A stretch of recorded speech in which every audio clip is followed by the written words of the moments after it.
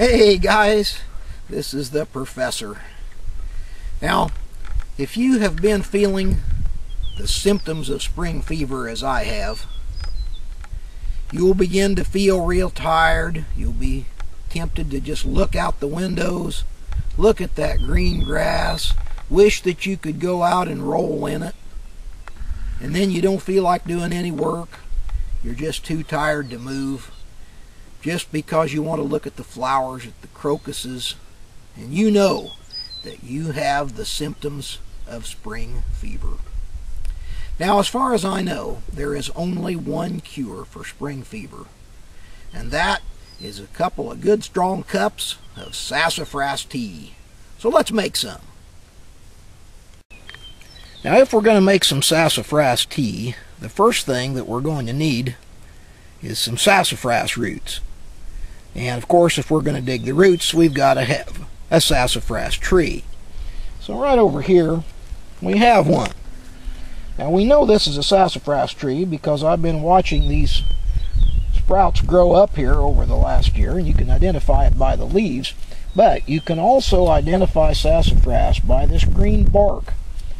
You'll notice that this bark is green, and furthermore, if you break off some of these branches, you can smell that, and it smells like root beer, because in fact that's the flavoring the original root beers had. We need the roots of this, so we're going to dig those up the best we can. Try not to cut too many of them off in the ground. It's the roots that we want, especially at the time of year before it leaves out, because the sap is still down in the roots, and consequently the concentrated flavor of our sassafras tea is down there. Let's get started.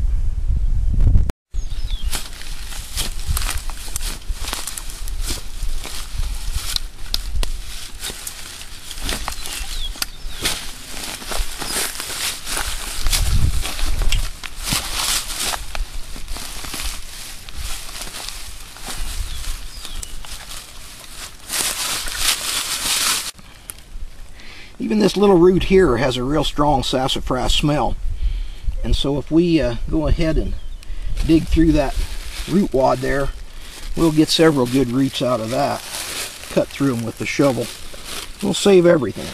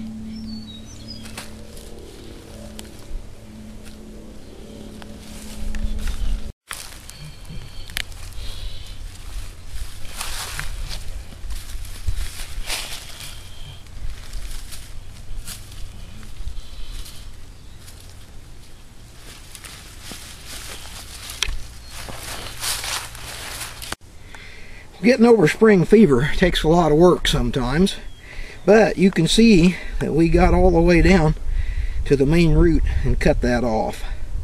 So now we need to get back to the cabin, get some water, and get this cleaned up.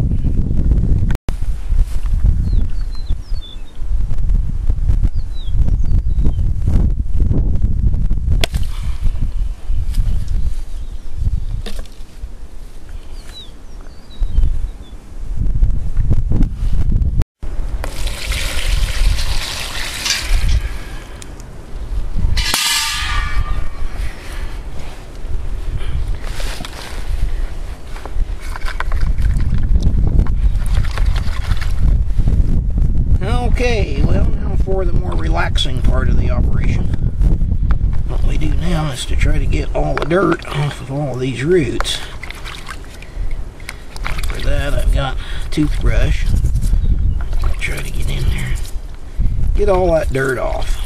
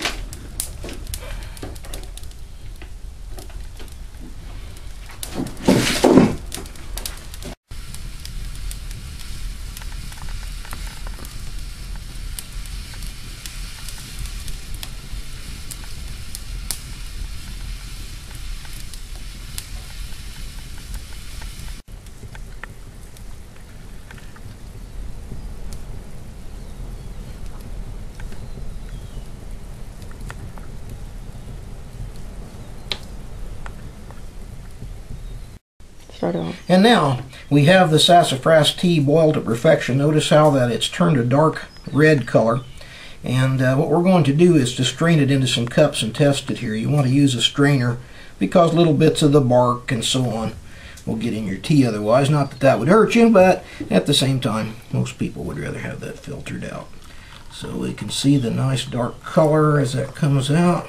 And it's a nice pretty kind of a reddish brown sassafras tea color. Pour out 3 cups of that.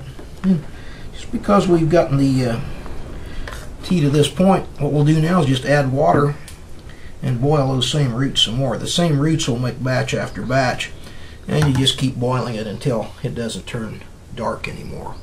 So we're going to get our cure for spring fever today, and glad you joined me today. I'd like to say thanks for watching, and this is the Professor. I'll see you soon.